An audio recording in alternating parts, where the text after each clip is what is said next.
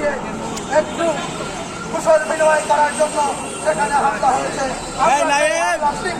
এবং প্রতিবাদ জানায় এবং যারা হামলা করেছে অতি সত্বর তাদেরকে বিচারের আওতায় এনে তাদের শাস্তির দাবি আমরা জানাচ্ছি।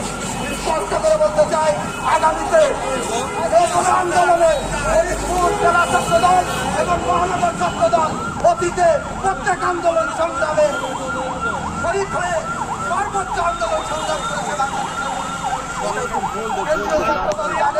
আমরা আশা করব মহানগর এবং জেলা ছাত্র দলের যেসব নেতৃবৃন্দ রয়েছেন স্পষ্ট কেন্দ্রের বাণী যে কোনো ধরনের লুটেরাদেরকে ঠাঁই দেওয়া হবে না, পাহারা দিতে হবে, সংখ্যালঘুদেরকে নিরাপত্তা দিতে হবে এবং আমাদের যৌক্তিক যে প্রোগ্রাম সেইগুলো আমাদের প্রত্যেক প্রোগ্রাম সফল করতে হবে।